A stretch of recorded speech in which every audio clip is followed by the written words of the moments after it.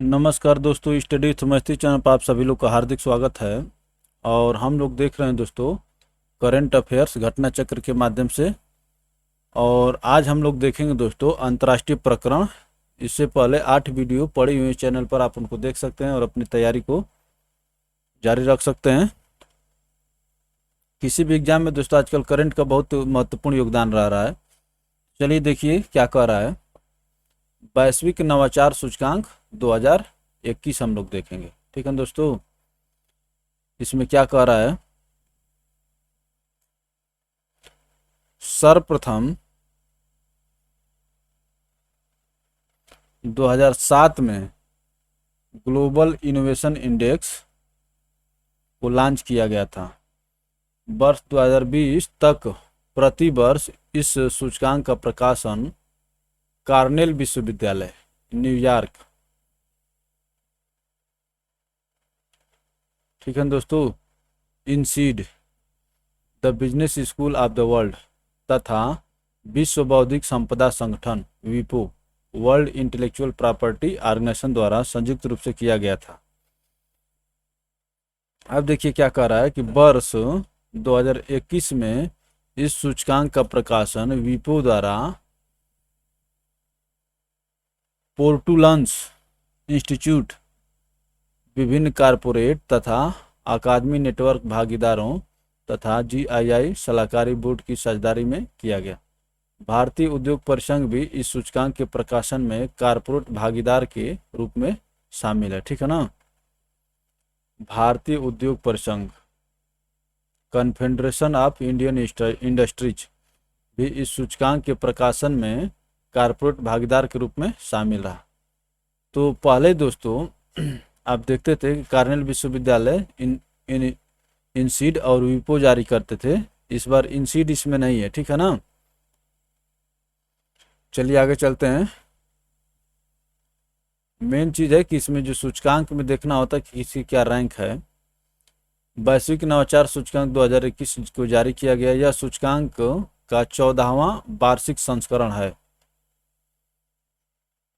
इस संस्करण में नवाचार पर कोविड-19 महामारी के प्रभाव पर ध्यान केंद्रित किया गया है। केंद्रीय विषय अर्थात थीम क्या थी इसकी, ठीक है ना दोस्तों। कोविड-19 महामारी के जरिए नवाचार का पता लगाना, ट्रैकिंग इनोवेशन थ्रू कोविड-19 क्राइसिस। तो थीम भी याद रखना होता है आपको, ठीक है ना। ये पूछता है ट्रैकिंग इनोवेशन थ्रू कोविड-19 क्राइसिस। इस सूचकांक में विश्व की 132, ये भी याद रखिए, अर्थव्यवस्थाओं को उनके नवाचार परितंत्र के आधार पर रैंकिंग प्रदान की गई है। 132 अर्थव्यवस्थाओं की रैंकिंग 81 विभिन्न संकेतकों के आधार पर तैयार की गई है। ठीक है ना। तो कितने इंडिकेटर हैं दोस्तों? 81। वैश्विक नवाचार सूचकांक 2021 में लगातार 11वें वर्ष स्विट्जरलैंड प्रथम स्थान पर, लगातार 11वें वर्ष, ठीक है ना। स्विट्जरलैंड प्रथम स्थान पर है। वैश्विक नवाचार सूचकांक में पिछले 3 वर्षों से स्विट्जरलैंड, स्वीडन, अमेरिका तथा यूके शीर्ष 5 देशों में स्थान बनाए हुए हैं। कौन कौन? पहला स्विट्जरलैंड, उसके बाद स्वीडन, अमेरिका तथा यूके, ये बाकी के 3 हो गए। 5 देशों में स्थान बनाए हुए हैं। ठीक है दोस्तों। जबकि वर्ष 2021 में पहली बार दक्षिण कोरिया शीर्ष 5 देशों में शामिल हुआ। दक्षिण कोरिया।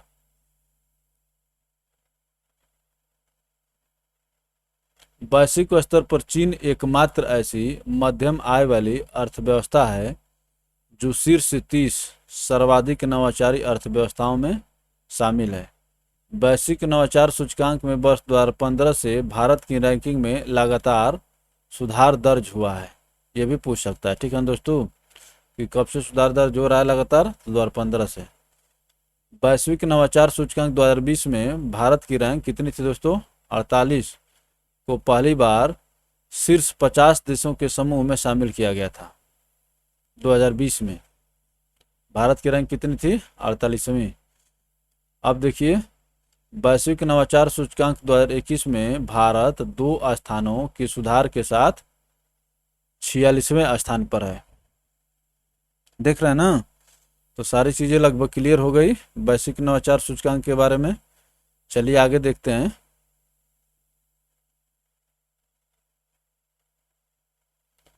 तो स्विट्जरलैंड टॉप पर आ दोस्तों। स्विट्जरलैंड, स्वीडन, अमेरिका और यूके, ये 4 हो गए। और दक्षिण कोरिया 5वें नंबर पर है। भारत का स्थान दोस्तों 2021 में 46वें स्थान पर है।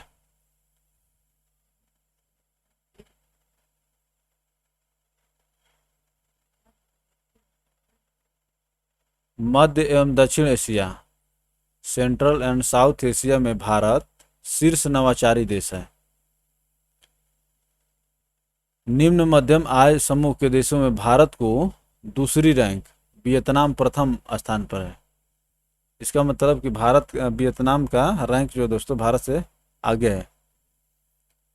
बंगलुरु, दिल्ली तथा मुंबई शीर्ष 100 वैज्ञानिक एवं प्रौद्योगिकी क्लस्टरों में शामिल है। बंगलुरु, दिल्ली, मुंबई शीर्ष 100 वैज्ञानिक एवं प्रौद्योगिकी क्लस्टरों में शामिल हैं। वैश्विक नवाचार सूचकांक 2021 में अंगोला की राजधानी क्या है दोस्तों? लुआंडा। अंगोला की राजधानी है लुआंडा। 132 अर्थात अंतिम स्थान पर रहा।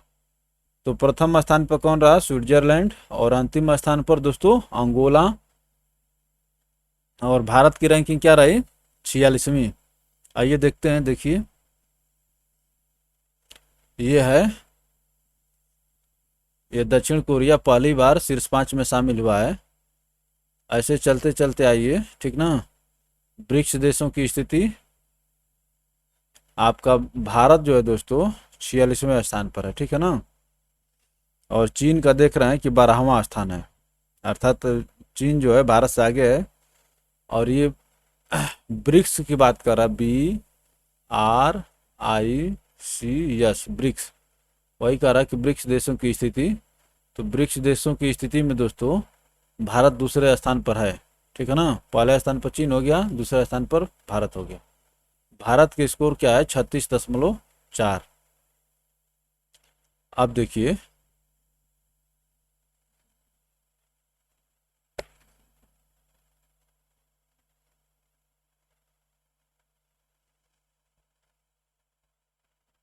चलिए आगे चलते हैं दोस्तों। अब देखिए, टाइम 100 सूची 2021, इसमें बताएगा कौन कौन शामिल होगा। विश्व के 100 सर्वाधिक प्रभावशाली व्यक्तियों, most influential people in the world, एक वार्षिक सूची है जो अमेरिकी पत्रिका टाइम द्वारा जारी की जाती है। अमेरिकी शिक्षाविदों, राजनीतिज्ञों एवं पत्रकारों के मध्य विचार विमर्श के परिणाम स्वरूप यह सूची सर्वप्रथम 1999 में प्रकाशित की गई थी। इस सूची में 6 अलग अलग क्षेत्रों के लोग शामिल किए जाते हैं: icon, Pioneer, Titan, artist, leaders और इनोवेटर्स। ठीक है दोस्तों, icon, Pioneer, Titan, artist, leaders एवं इनोवेटर्स। चलिए देखते हैं आखिर इसमें भारत की स्थिति क्या है। 2021 की टाइम्स, ये सितंबर को जारी किया, ये नहीं पूछता कब जारी किया। अब देखिए यहाँ पूछ रहा है, सूची में 3 भारतीयों यथा प्रधानमंत्री नरेंद्र मोदी, पश्चिम बंगाल की मुख्यमंत्री ममता बनर्जी और सीरम इंस्टीट्यूट ऑफ इंडिया के मुख्य कार्यकारी आधार पूनावाला को शामिल स्थान प्राप्त हुआ है। ठीक है दोस्तों, टाइम पत्रिका ने प्रधानमंत्री नरेंद्र मोदी को नेतृत्वकर्ता लीडर्स की श्रेणी में शामिल करते हुए आज़ादी के 74 वर्षों में पूर्व प्रधानमंत्री जवाहरलाल नेहरू, इंदिरा गांधी के साथ भारत के 3 महत्वपूर्ण नेताओं, 3 पाइवोटल लीडर्स में शामिल किया। ठीक है दोस्तों, तब तक इससे पहले जवाहरलाल नेहरू और इंदिरा गांधी लीडर्स के रूप में शामिल हो चुके हैं। नेतृत्वकर्ता श्रेणी के अंतर्गत शामिल कुछ अन्य प्रमुख लोगों में अमेरिका के राष्ट्रपति जो बाइडेन, चीन के राष्ट्रपति शी जिनपिंग, अमेरिकी उपराष्ट्रपति कमला हैरिस, अमेरिका के पूर्व राष्ट्रपति डोनाल्ड ट्रंप उल्लेखनीय हैं। सूची में तालिबानी नेता अब्दुल घानी बरादर को भी करिश्माई मिलिट्री नेता के तौर पर नेतृत्वकर्ता श्रेणी में शामिल किया गया। देखिए, ये जो तालिबान जो अफगानिस्तान पर कब्जा कर लिया, उसके नेता को भी घानी बरादर को भी करिश्माई मिलिट्री नेता के तौर पर नेतृत्वकर्ता श्रेणी में शामिल किया गया।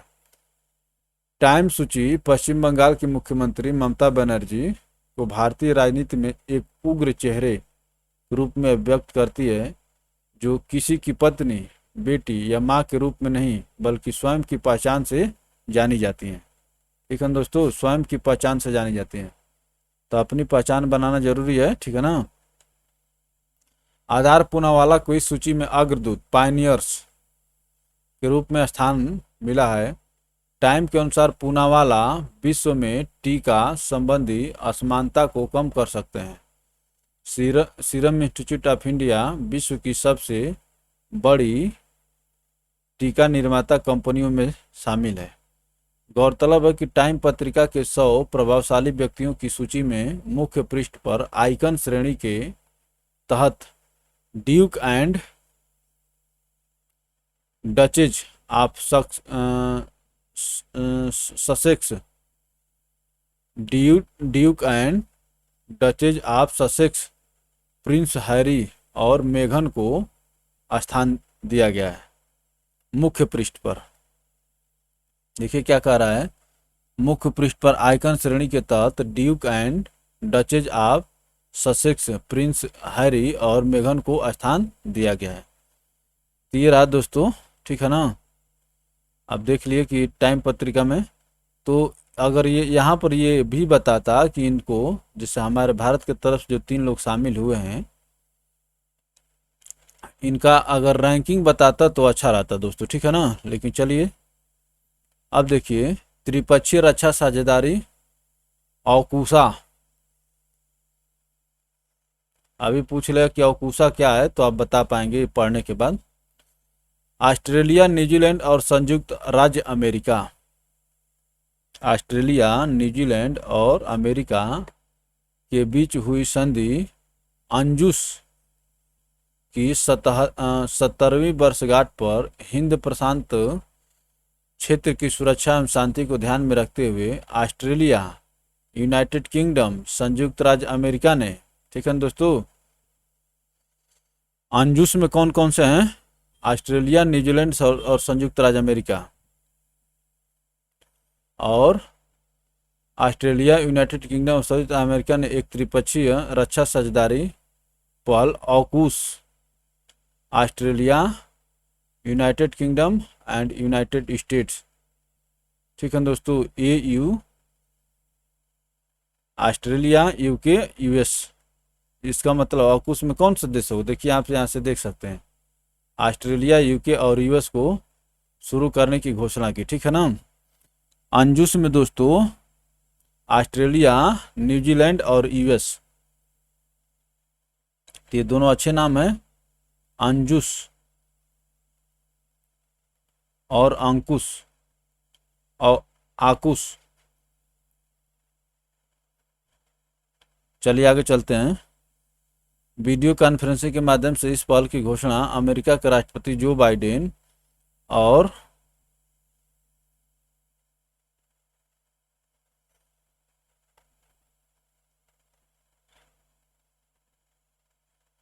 यूनाइटेड किंगडम के प्रधानमंत्री बोरिस जॉनसन, ऑस्ट्रेलिया के प्रधानमंत्री स्कॉट मॉरिसन ने की। इस पहल का प्राथमिक उद्देश्य हिंद प्रशांत क्षेत्र की शांति एवं सुरक्षा होने के साथ ही 18 माह प्रोजेक्ट भी है। 18 माह प्रोजेक्ट, 18 माह प्रोजेक्ट के तहत ऑस्ट्रेलिया के लिए परमाणु ऊर्जा संचालित पनडुब्बियों का निर्माण किया जाना है। ऑस्ट्रेलिया के लिए परमाणु ऊर्जा संचालित पनडुब्बियों का निर्माण किया जाना है। इन पनडुब्बियों का निर्माण ऑस्ट्रेलिया के एडिलेड शहर में किया जाएगी। ऑस्ट्रेलिया के एडिलेड शहर में। वर्ष 1968 में प्रस्तुत की गई परमाणु हथियार की अप्रसार संधि एनपीटी पर ऑस्ट्रेलिया ने वर्ष 1970 में हस्ताक्षर किया था। जो एनपीटी आई थी दोस्तों 1968 में, तो ऑस्ट्रेलिया 1970 में हस्ताक्षर किया था। उपरोक्त के अतिरिक्त यह साझेदारी पहल साइबर सुरक्षा, कृत्रिम बुद्धिमत्ता, क्वांटम तकनीकी और कुछ अंतः समुद्री क्षमता के क्षेत्र में कार्य करेगी। व्हाइट हाउस द्वारा जारी प्रेस विज्ञप्ति के अनुसार यह साझेदारी पहल भविष्य में जापान, दक्षिण कोरिया, थाईलैंड, फिलीपींस जैसे परंपरागत साझेदारों के अतिरिक्त भारत, वियतनाम जैसे नए सहयोगी एवं क्वाड जैसे नए संगठन के साथ भी अपने संबंध को मजबूत करेगी। तो ये रहा दोस्तों, तो हम लोग टाइम देख लिए और क्या देखे, त्रिपक्षीय रक्षा साझेदारी ऑकूस देख लिए। अब देखेंगे हम लोग दोस्तों टाइम्स वैश्विक विश्वविद्यालय ranking 2022। The Times higher education ने वैश्विक विश्वविद्यालय रैंकिंग 2022, वर्ल्ड यूनिवर्सिटीज रैंकिंग 2022 जारी की। इसमें 5 क्षेत्रों में विभक्त 13 प्रदर्शन संकेतकों परफॉर्मेंस इंडिकेटर्स के आधार पर वैश्विक विश्वविद्यालयों की रैंकिंग तैयार की गई है। 5 क्षेत्र हैं शिक्षण, शोध, साइटेशन उद्धरण, ठीक है दोस्तों, शिक्षण, शोध, उद्धरण, अंतरराष्ट्रीय दृष्टिकोण और उद्योग आय इंडस्ट्रियल इनकम। वैश्विक विश्वविद्यालय रैंकिंग 2022 में 99 देशों एवं क्षेत्रों के रिकॉर्ड 1662 विश्वविद्यालयों को रैंकिंग प्रदान की गई है। वर्ल्ड यूनिवर्सिटी रैंकिंग 2022 में 71 भारतीय संस्थानों को जगह मिली है, ये याद रखिए आप, ठीक है ना दोस्तों। 1662 जो विश्वविद्यालय हैं उसमें से 71 भारतीय संस्थानों को जगह मिली है, जबकि गत वर्ष अर्थात पिछले वर्ष 63 भारतीय संस्थानों को शामिल किया गया था। तो इस बार अच्छा खासा बढ़ोतरी हुई है, 8 की बढ़ोतरी हुई है, +8 हो गया है। हालांकि कोई भी भारतीय संस्थान शीर्ष 300 रैंक में शामिल नहीं है। भारतीय संस्थानों में भारतीय विज्ञान संस्थान बेंगलुरु IISc को सर्वोच्च रैंक प्राप्त हुई है, ठीक है ना। भारतीय संस्थानों में IIT रोपड़ द्वितीय स्थान पर है। तो इसको दोस्तों IISc को 301 और 350 के बीच में रखा गया है और रोपड़ को 350 से 400 बीच के रखा गया है। चलिए आगे चलते हैं दोस्तों, आराम से देखते रहिए। वर्ल्ड यूनिवर्सिटी रैंकिंग 2022 में शीर्ष विश्वविद्यालय, तो आप जानते हैं यहाँ पर देखिए ऑक्सफोर्ड विश्वविद्यालय दोस्तों UK, इसको पहला स्थान दिया गया है। California institute of technology USA, Harvard विश्वविद्यालय USA, स्टैनफोर्ड विश्वविद्यालय USA। तो पहले को छोड़कर टॉप 3 में दोस्तों टॉप मन देख रहे हैं कि 3 USA ही है। कैम्ब्रिज विश्वविद्यालय UK, Massachusetts institute of technology USA। देखिए मैसाचुसेट्स जो एक बहुत चर्चित यूनिवर्सिटी है, ठीक है ना, लेकिन इसको इसमें 5वां स्थान मिला है।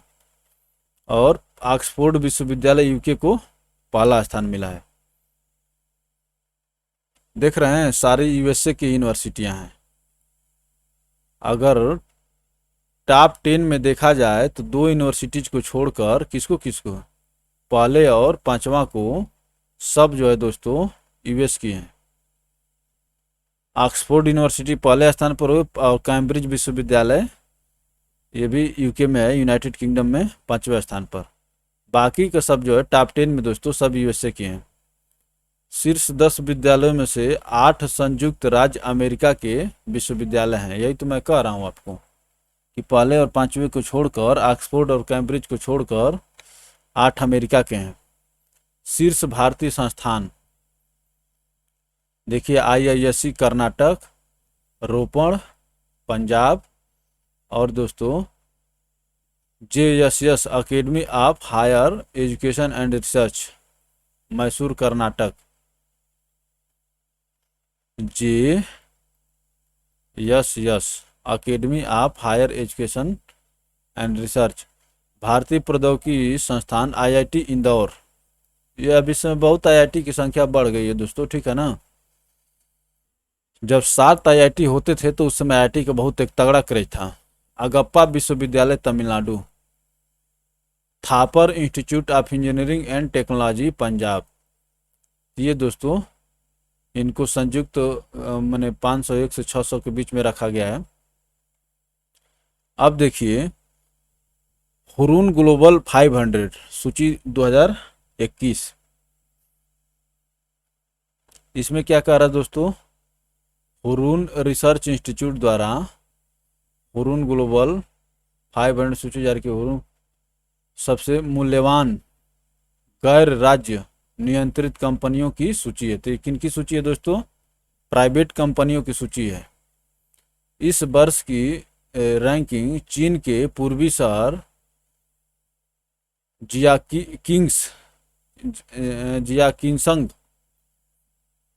जियाक्सिंग के सहयोग से जारी की गई, ठीक है ना। चीन के पूर्वी शहर जियाक्सिंग के सहयोग से जारी की गई है। हुरून ग्लोबल 500 के तहत सूचीबद्ध कंपनियों को उनके बाजार पूंजीकरण मार्केट कैपिटलाइजेशन के आधार पर, जबकि गैर सूचीबद्ध कंपनियों को उनके वैल्यूएशन के आधार पर रैंकिंग प्रदान की गई है।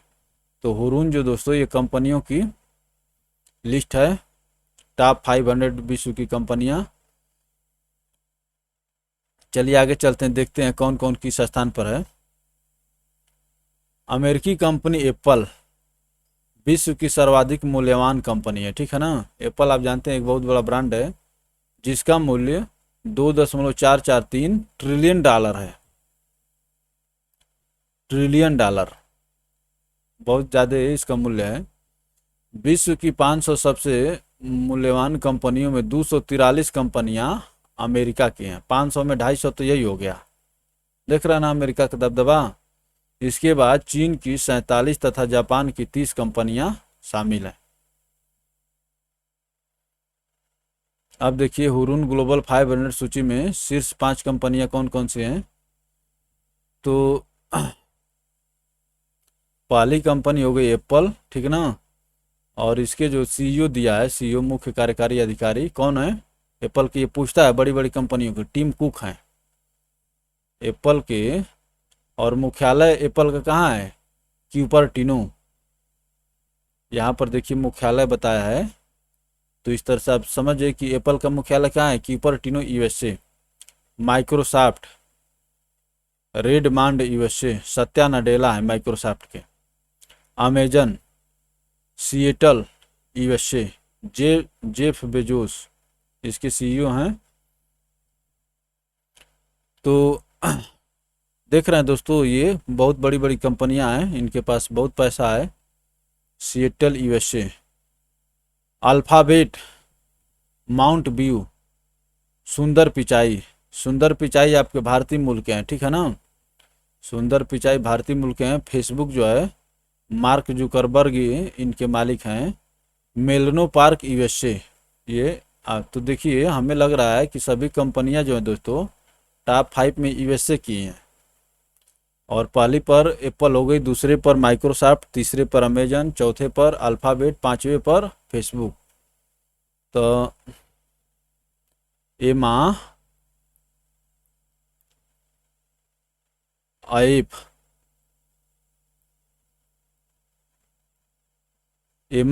अगर कुछ थोड़ा सा लिंक करने के लिए आप याद रख सकते हैं, एप्पल, माइक्रोसॉफ्ट, अमेजन, अल्फाबेट और फेसबुक। 12 निजी भारतीय कंपनियों ने विश्व की 500 सबसे मूल्यवान कंपनियों की सूची में जगह बनाई। ये याद रखिए कि भाई भारतीय कितनी कंपनियों ने जगह बनाई है, 12, ठीक है ना। अभी विश्वविद्यालय रैंकिंग में देखा जा रहा था तो कितने भारतीय कंपनियां बनाई थी? 5 बनाई थी।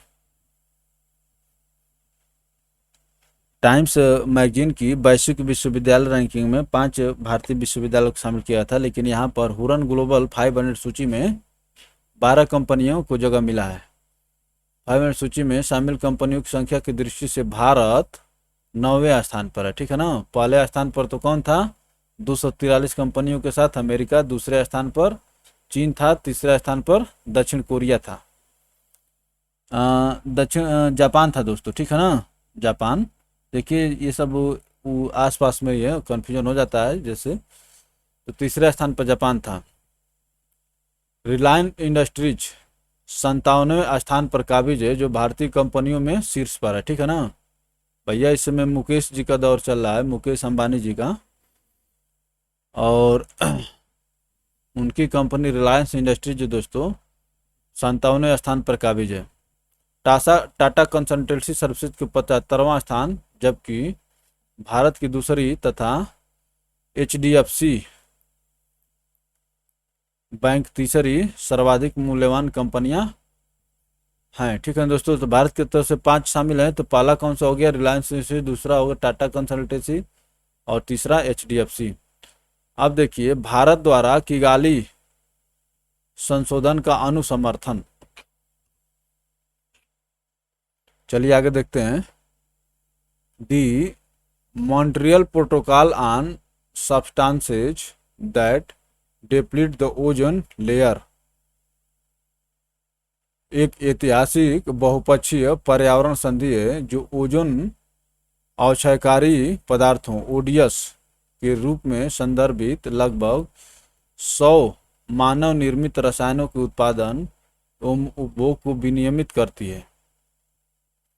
संयुक्त राष्ट्र के इतिहास में यह पहली संधि है जिसे सार्वभौमिक अनुसमर्थन यूनिवर्सल रेटिफिकेशन प्राप्त हुआ है। क्या कह रहा है?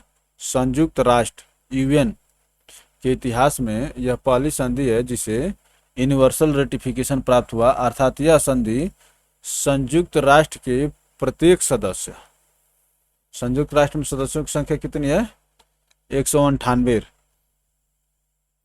ये भी आपसे पूछा जा सकता है, द्वारा अनुसमर्थित है। 1987 में हस्ताक्षरित यह संधि वर्ष 1889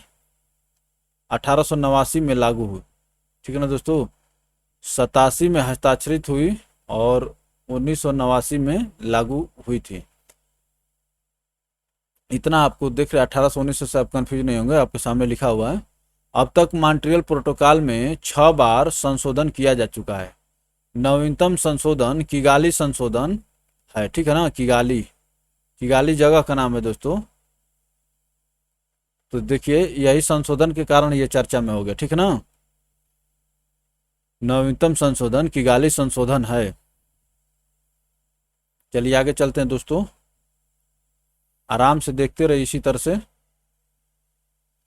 अब देखिए क्या कह रहा है कि मॉन्ट्रियल प्रोटोकॉल के पचकर देशों ने किगाली संशोधन को अंगीकृत किया था।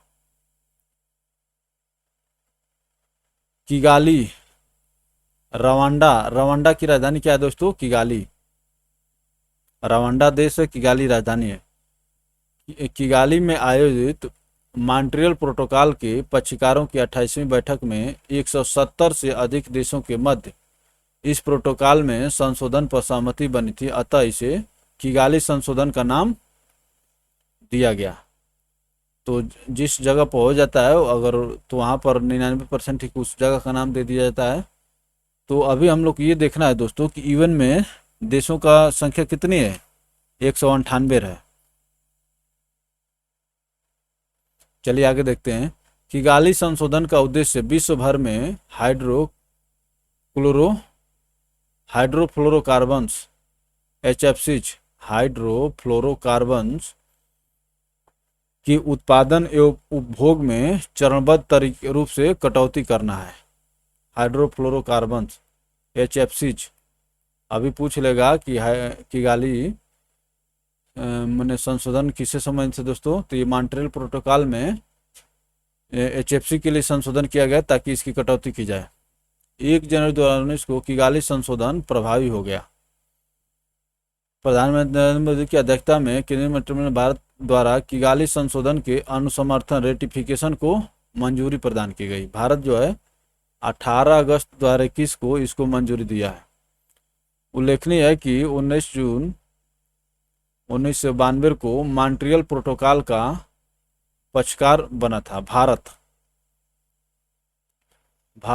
19 जून 1992 को मॉन्ट्रियल प्रोटोकॉल का पक्षकार बना था। तब से इसने मॉन्ट्रियल प्रोटोकॉल के सभी संशोधनों का अनुसमर्थन किया है।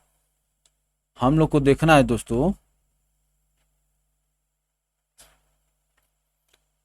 कि मॉन्ट्रियल प्रोटोकॉल आया कब था। मॉन्ट्रियल प्रोटोकॉल दोस्तों 1987 में हस्ताक्षरित हुआ और 1989 से लागू हुआ, ठीक ना।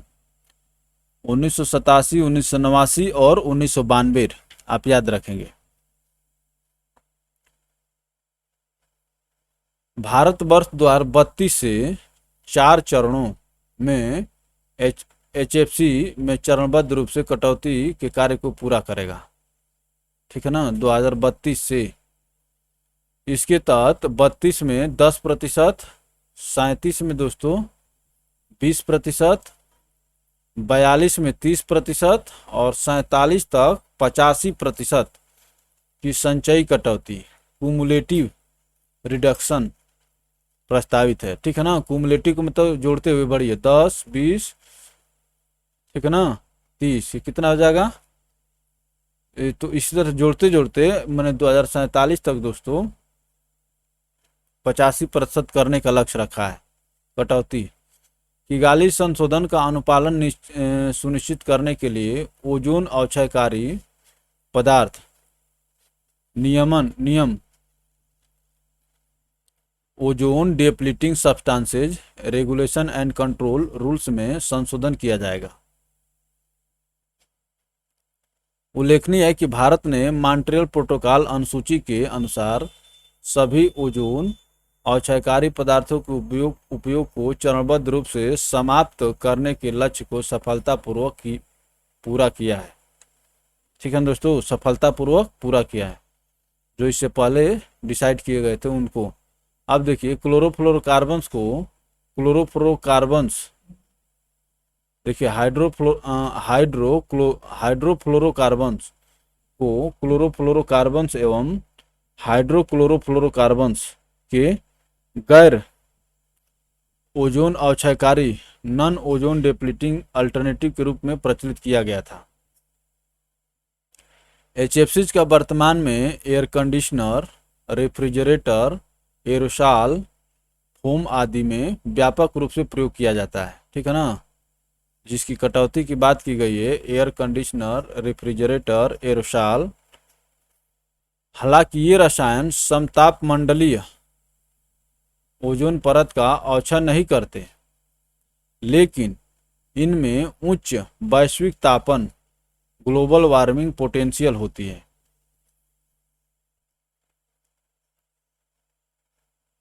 हालांकि इनमें HFCs की वैश्विक तापन क्षमता 12 से 12,000 से 14,000 तक है। किगाली में मॉन्ट्रियल प्रोटोकॉल के पक्षकार देश HFC को नियंत्रित पदार्थ कंट्रोल्ड सब्सटेंसेज की सूची में शामिल करने पर सहमत हो गए और 2040 के दशक के अंत तक इनके उपयोग में 80 से 85% तक क्रमिक कटौती की समय सीमा को मंजूरी दी, ठीक है दोस्तों।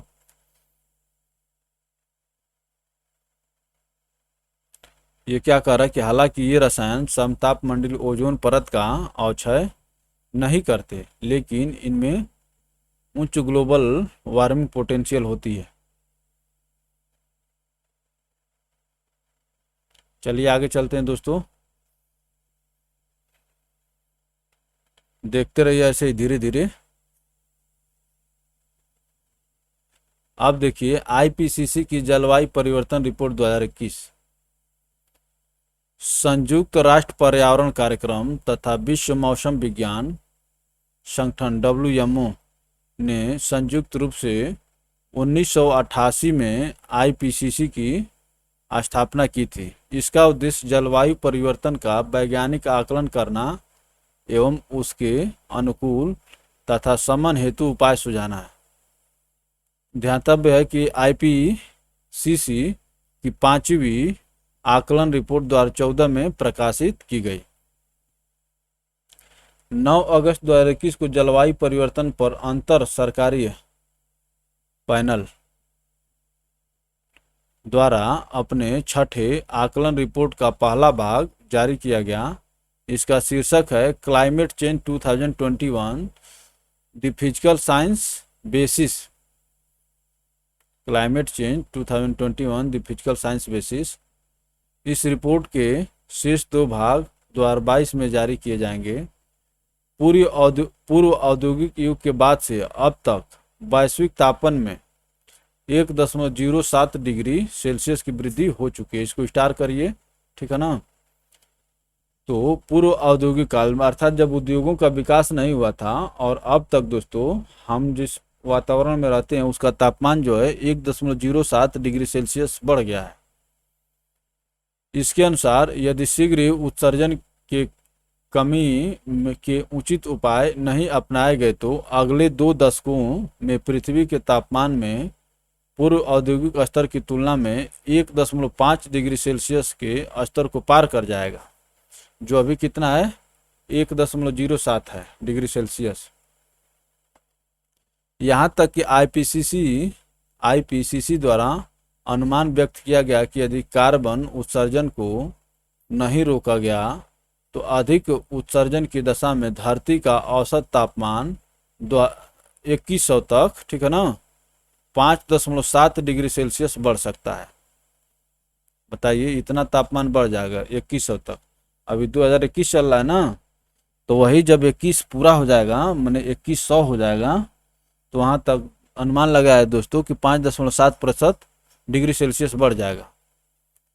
IPCC के अनुसार सदी के अंत तक भूमंडलीय ऊष्मन को 1.5 डिग्री सेल्सियस के स्तर पर रोकना अभी भी संभव है, ठीक है ना, अभी भी संभव है। यद्यपि इसके लिए क्रांतिकारी परिवर्तन करने होंगे। कहा जा रहा है कि जब मान लें कि अनुमान लगाया कि 2100 जब हो जाएगा तो 5.7 डिग्री सेल्सियस बढ़ जाएगा, लेकिन अभी अगर संभल जाए आदमी तो 1.5 डिग्री सेल्सियस पर ही रुक जाएगा। पिछला दशक 1,25,000 वर्षों में सबसे गर्म दशक था, ठीक है दोस्तों। पिछला दशक, अभी जो बीता है पिछला दशक, वर्ष 19 में 2 मिलियन वर्षों में सर्वाधिक कार्बन डाइऑक्साइड की सांद्रता वर्ष रहा। ध्यातव्य है कि 1750 ईस्वी से अब तक कार्बन डाइऑक्साइड के सांद्रण में 47% तथा मीथेन की सांद्रता में 156% की वृद्धि हुई है, ठीक है ना।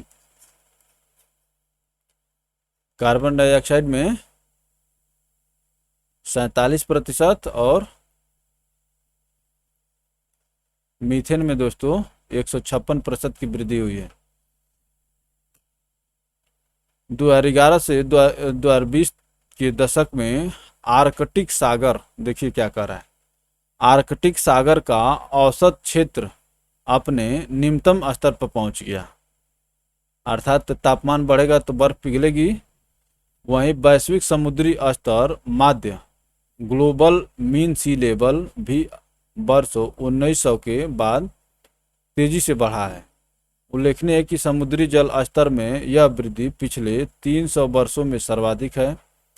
इस रिपोर्ट के ने इस तथ्य की ओर ध्यान भी आकर्षित कराया है कि मानवीय गतिविधियों के प्रभाव से विगत 2000 वर्षों में जलवायु अत्यंत तेजी से गर्म हुई है, जिसके लिए मुख्यतः जीवाश्म ईंधन का बृहत प्रयोग जिम्मेदार है।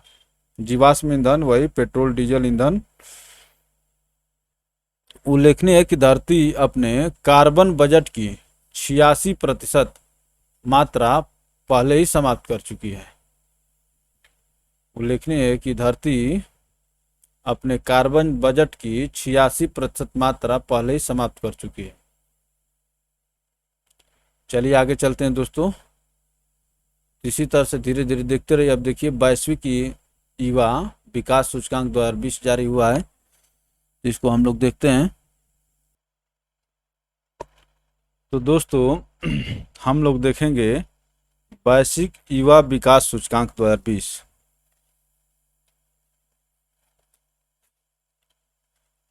ये क्या कह रहा है? वैश्विक युवा विकास सूचकांक अनुसंधानकर्ताओं, नीति निर्माताओं एवं नागरिक समाज हेतु एक ऐसा साधन है जिससे युवा विकास से संबद्ध सतत विकास लक्ष्यों की प्राप्ति की दिशा में हो रही प्रगति को मापा जा सकता है। वैश्विक युवा विकास सूचकांक माने विश्व का यूथ डेवलपमेंट इंडेक्स। उल्लेखनीय है कि राष्ट्रमंडल सचिवालय द्वारा 15 से 29 आयु वर्ग के लोगों को यूथ के रूप में परिभाषित किया गया है। 15 से 29। चलिए आगे चलते हैं दोस्तों। सूचकांक में कुल 181 देशों को शामिल किया गया है, जिसमें राष्ट्रमंडल के 54 देश सदस्य देशों में से 48 देश शामिल है। ठीक है ना, 181 देश कुल शामिल हैं और राष्ट्रमंडल के 54 में से 48 ही हैं। राष्ट्रमंडल में दोस्तों 54 देश हैं। यह सूचकांक युवा विकास के 6 क्षेत्रों पर आधारित है, जो इस प्रकार हैं: स्वास्थ्य एवं कल्याण, शिक्षा, रोजगार, अवसर, राजनीतिक एवं नागरिक भागीदारी, समानता एवं समावेशन। उसके बाद दोस्तों शांति और सुरक्षा। उपयुक्त 6 क्षेत्रों में 27 संकेतकों 6 क्षेत्रों को 27 संकेतकों में विभक्त किया गया है। 2020 के अंतर्गत 8 वर्षीय समयावधि 10 से 18 के दौरान युवा विकास का मापन किया गया है। ठीक है ना, तो ये जो दोस्तों 20 का ही है, यही मैं देखने के लिए आपको यहाँ पर लाया हूँ। तो ये भी पूछ सकता है कि किस अवधि के दौरान मापा गया।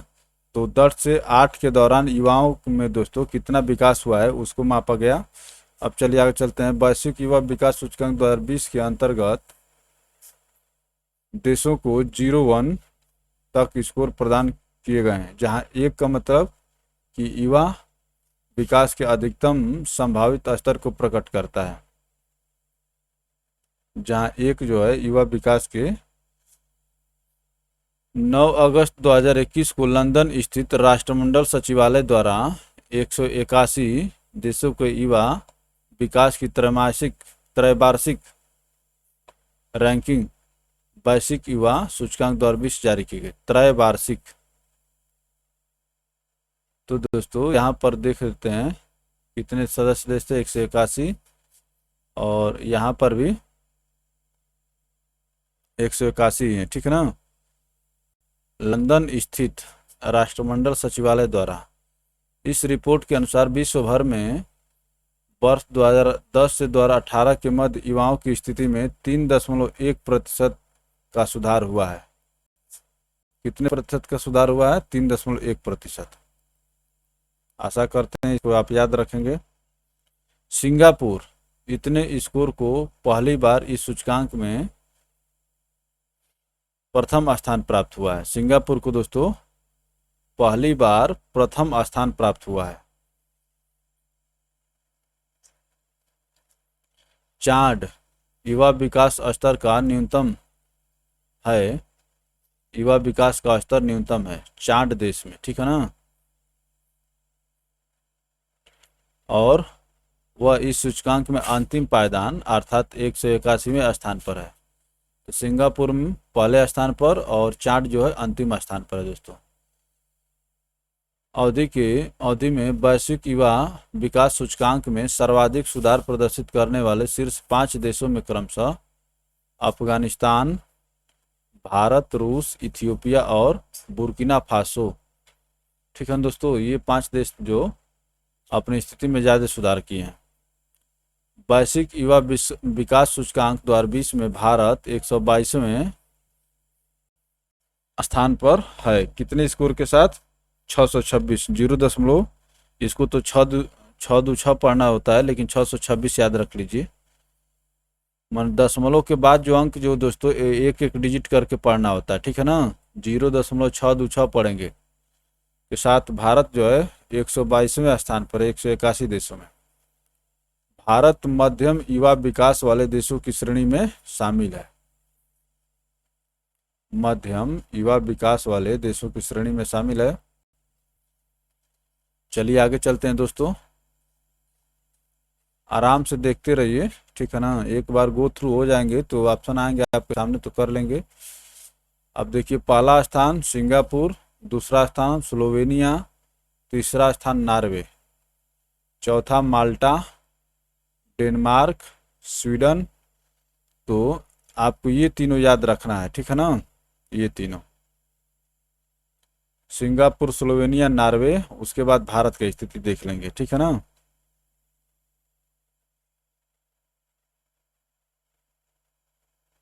ब्रिक्स देशों की स्थिति देखना है। ब्राजील। अब देखिए, इसमें दोस्तों चीन की स्थिति बेहतर है, ठीक है ना। युवा विकास के मामले में चीन की स्थिति बेहतर है, और आपका ये रहा प्यारा भारत 122वें रैंक पर। अब देखिए अगला जो मैंने करंट है दोस्तों, बांग्लादेश एवं कनाडा CDRI के नए सदस्य। CDRI का नए सदस्य। CDRI का फुल फॉर्म क्या होता है दोस्तों? Coalition for disaster resilient infrastructure.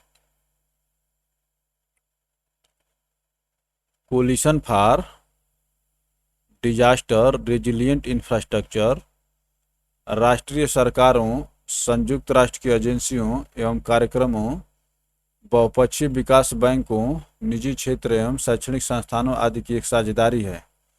यह संगठन अंतर्राष्ट्रीय अनुभवों एवं संसाधनों के उपयोग के माध्यम से आपदा प्रतिरोधी बुनियादी ढांचे के निर्माण को प्रोत्साहन करेगा।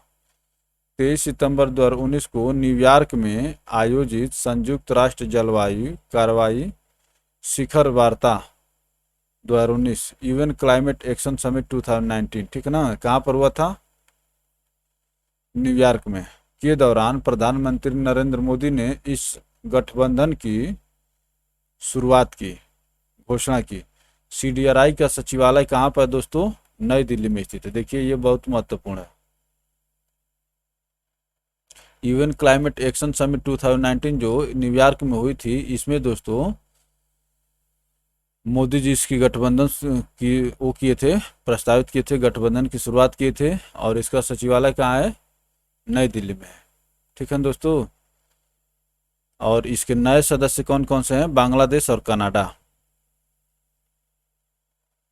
चलिए आगे चलते हैं। बांग्लादेश और कनाडा CDRI के नए सदस्य हैं। इस प्रकार अब CDRI के सदस्यों की संख्या बढ़कर कितनी हो गई है? 26 हो गई है।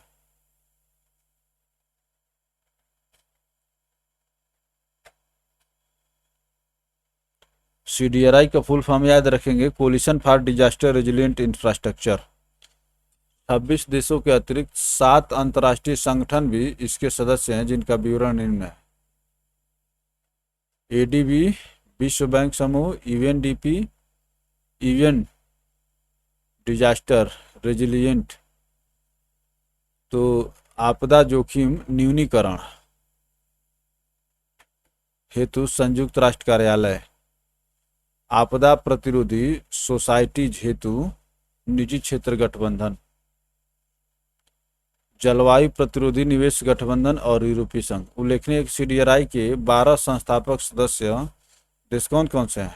Australia, Bhutan, Fiji, Indonesia, Italy, Japan, Maldives, Mexico, Mongolia, Rwanda, Sri Lanka और UK। ये दोस्तों इसके 12 सदस्य हैं, संस्थापक सदस्य। अब सदस्य देशों की संख्या कितनी हो गई है? 26 हो गई है। और नए सदस्य कौन बने हैं? नए सदस्य बने हैं दोस्तों बांग्लादेश और कनाडा। अब देखिए लोअर अरुण जल विद्युत परियोजना काठमांडू नेपाल में भारत के सतलज जल विद्युत निगम और नेपाल निवेश बोर्ड के मध्य लोअर अरुण जल विद्युत परियोजना के विकास हेतु एक समझौता ज्ञापन पर हस्ताक्षर किया गया माध्यम से इस परियोजना को हासिल किया था। ठीक है ना। अब चलिए इस परियोजना की क्षमता 679 मेगावाट है, 679 मेगावाट। यह परियोजना नेपाल के सांखुआ सभा और भोजपुर जिलों में स्थित है। यह परियोजना नेपाल के सांखुआ सभा और भोजपुर जिलों में स्थित है। अरुण 3 जल विद्युत परियोजना का डाउन स्ट्रीम विस्तार है। अरुण 3 जल विद्युत परियोजना का डाउन स्ट्रीम विस्तार है। इस परियोजना में कोई जलाशय या बांध नहीं होगा। इस परियोजना में कोई जलाशय या बांध नहीं होगा। यह परियोजना 900 मेगावाट क्षमता वाली अरुण 3 HEP की जलधारा टेल रेस पर विकसित होगी। इस परियोजना के पूर्ण होने पर प्रति वर्ष 2970 मिलियन यूनिट विद्युत का उत्पादन होगा। यह परियोजना को build own operated and transfer BOOT आधार पर 25 वर्षों के लिए आवंटित की गई है दोस्तों। ठीक है ना। Build own operate and transfer माने आप खुद बनाइए और उसका उपयोग करिए, उसके बाद ट्रांसफ़र कर दीजिए। आपका पैसा जब निकल के आ जाए तो build own operate and transfer BOOT आधार पर 25 वर्षों के लिए आवंटित की गई है। अर्थात इस परियोजना के निर्माण, स्वामित्व एवं संचालन एवं हस्तांतरण के लिए सी लिमिटेड उत्तरदायी होगा। तरुण 3 जल विद्युत परियोजना के बाद वो नेपाल में प्राप्त होने वाली यह दूसरी परियोजना है। अरुण 3 जल विद्युत परियोजना नेपाल में निगमित पावर डेवलपमेंट कंपनी लिमिटेड द्वारा संचालित की जा रही है। चलिए आगे चलते हैं दोस्तों। जो महत्वपूर्ण फैक्ट आएंगे उसको हाईलाइट करते रहेंगे। ठीक है ना। पूरा उल्लेखनीय है कि SAPDC SJVN की पूर्णतः स्वामित्व वाली अनुषंगी कंपनी है। SAPDC SJVN की पूर्ण स्वामित्व वाली कंपनी है।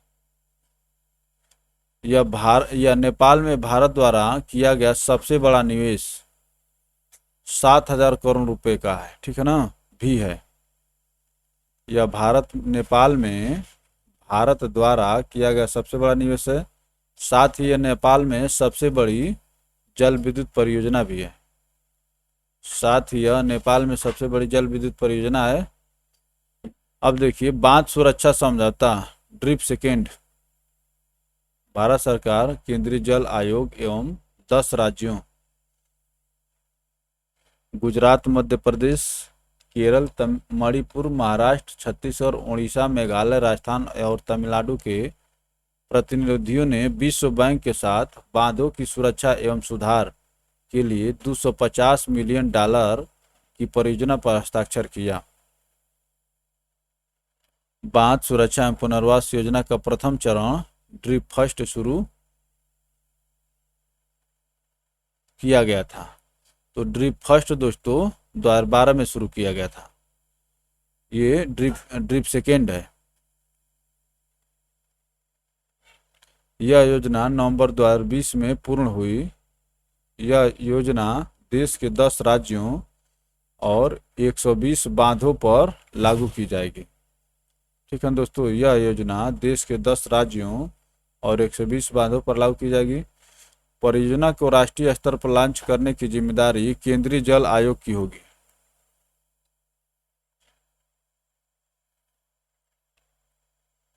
अन्य राज्यों एवं केंद्रशासित प्रदेशों को भी शामिल किया जा सकता है।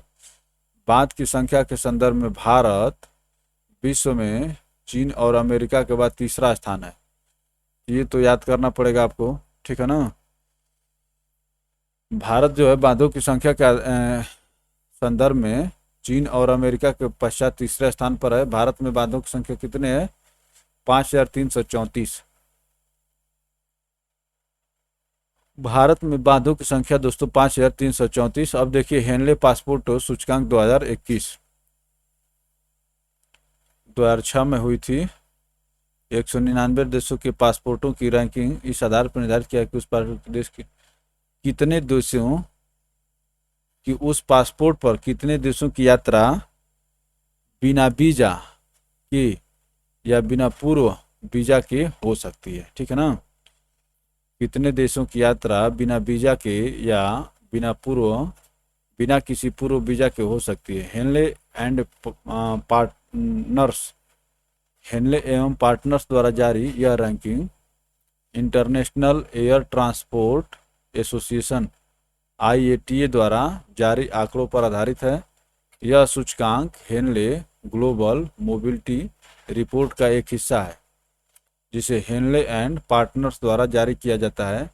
यह सूचकांक तिमाही आधार पर जारी किया जाता है, ये याद रखिए। तो वर्ष में कई ठो आ जाता है। यह सूचकांक तिमाही आधार पर जारी किया जाता है।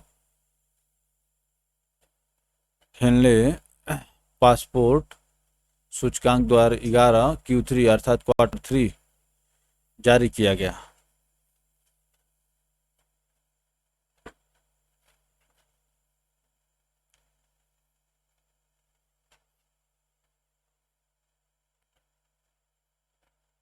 सूचकांक में जापान जो दोस्तों पहले स्थान पर है।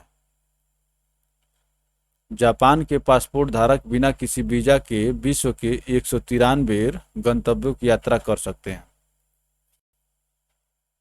193 गंतव्यों की यात्रा कर सकते हैं, ठीक है दोस्तों। तो 199 देशों की पासपोर्ट की रैंकिंग इस आधार पर निर्धारित करता है, ठीक है ना। 199 देश, जिसमें से जापान जो दोस्तों 193 देशों की यात्रा कर ही सकता, बस 6 जोड़ देंगे तो 199 हो जाएगा, जिनकी रैंकिंग इसमें प्रदान की गई है। चलिए आगे चलते हैं दोस्तों। हेनले पासपोर्ट सूचकांक Q3 शीर्ष देश जापान पहले स्थान पर, सिंगापुर दूसरे स्थान पर, जर्मनी तीसरे स्थान पर, दक्षिण कोरिया तीसरे स्थान पर। जर्मनी और दक्षिण कोरिया, जापान, सिंगापुर। तो अब हम लोग देखेंगे दोस्तों इसमें भारत की स्थिति देखेंगे। ब्रिक्स देशों की स्थिति में भारत जो है दोस्तों, भारत की रैंकिंग जो है 90 और स्कोर क्या है 58।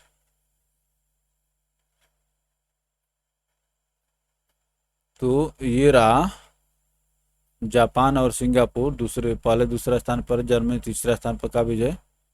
चलिए आगे चलते हैं दोस्तों। Q3 में 90वां स्थान प्राप्त हुआ है भारत को। 90वां स्थान प्राप्त हुआ। भारतीय पासपोर्ट धारक बिना किसी पूर्व वीजा के विश्व के 58 देशों की यात्रा कर सकते हैं, ठीक है ना। 58 देशों की यात्रा कर सकते हैं, इसीलिए देख रहे हैं कि इसको 58 स्कोर भी मिला है भारत को। 58 देशों की यात्रा कर सकते हैं। आप आगे चलिए देखिए दोस्तों, वैश्विक शांति सूचकांक।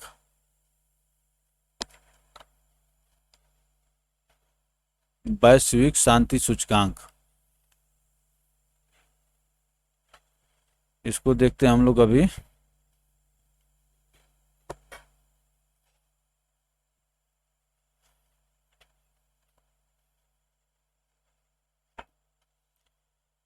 सिडनी ऑस्ट्रेलिया स्थित विश्व के एक अग्रणी विचारण मंच think tank institute for economics and peace IISP institute for economic and peace द्वारा वैश्विक शांति सूचकांक ग्लोबल पीस इंडेक्स 2021 जारी किया गया। यह इस सूचकांक का 15वां संस्करण है। प्रतिवर्ष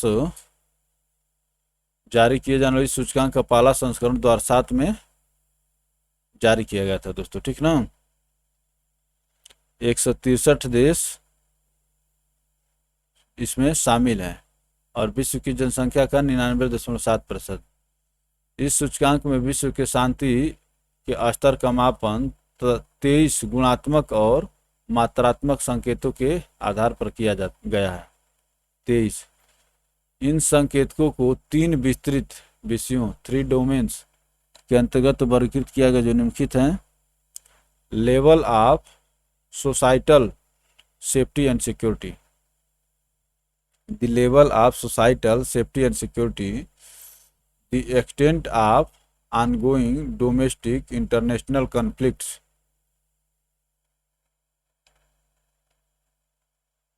सेफ्टी सिक्योरिटी और conflict, domestic ongoing domestic international conflict।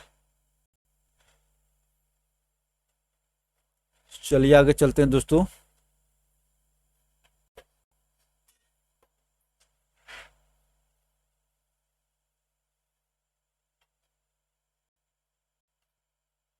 सैन्यकरण का स्तर, the degree of militarization. Iceland जो दोस्तों विश्व का सर्वाधिक शांतिपूर्ण देश है। आइस माने ठंडा रहने वाला, ठीक ना। जो वर्ष 2008 से ही इस सूचकांक में शीर्ष पर बना हुआ है। 2008 से दोस्तों इस सूचकांक में शीर्ष पर बना हुआ है, ठीक है ना। ग्लोबल पीस इंडेक्स लगातार चौथी बार अफगानिस्तान को विश्व का सबसे अशांत देश, list peaceful country in the world का दर्जा हासिल हुआ है।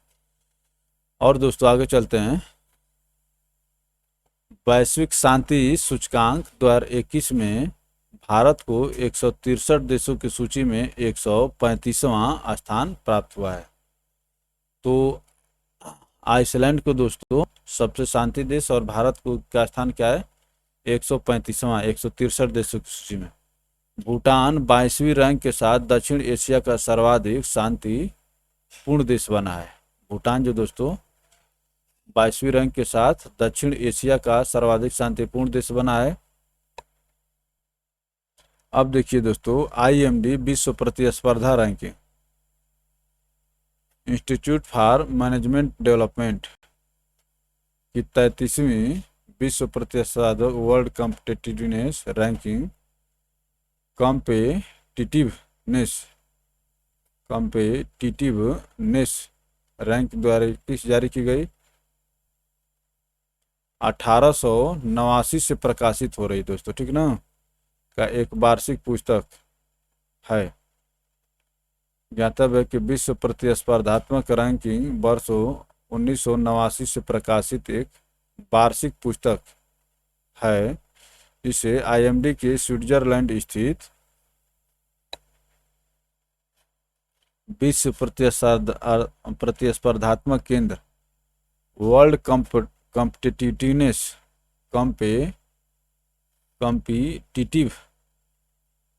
कॉम्पिटिटिवनेस सेंटर द्वारा संकलित किया गया है।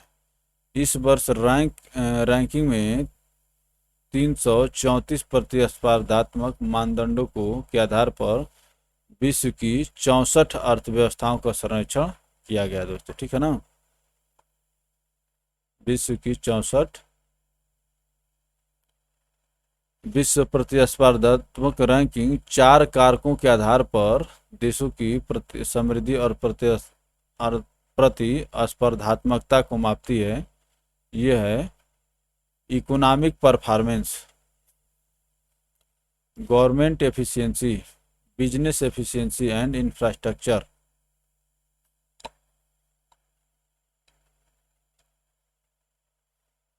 IMD विश्व प्रतिस्पर्धात्मक रैंकिंग के 33 वर्षों के इतिहास में पहली बार स्विट्जरलैंड को शीर्ष स्थान प्राप्त हुआ है, ठीक है दोस्तों। तो स्विट्जरलैंड को अभी हम लोग देखे हैं जो दोस्तों 2 में शीर्ष स्थान प्राप्त हो गया, ठीक है।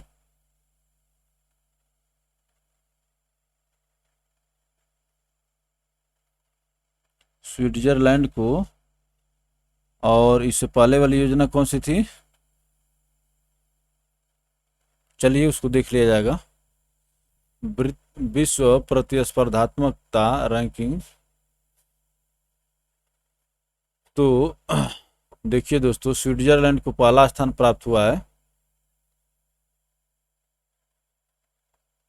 और स्वीडन दूसरा हो गया, डेनमार्क तीसरा हो गया, नीदरलैंड चौथा हो गया, सिंगापुर दोस्तों पांचवा हो गया।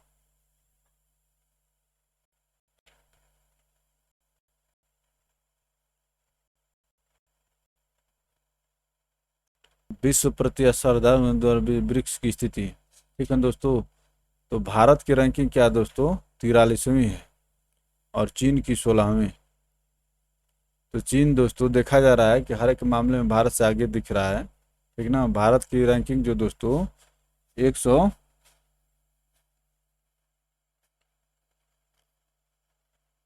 भारत की रैंकिंग 43वीं है।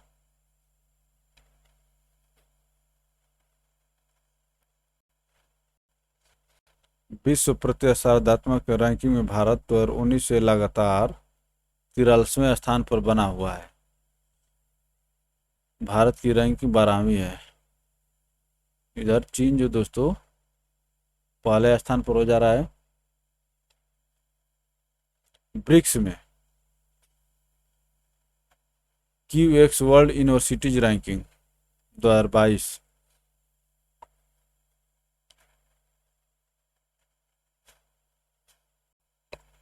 चलिए दोस्तों आगे चलते हैं।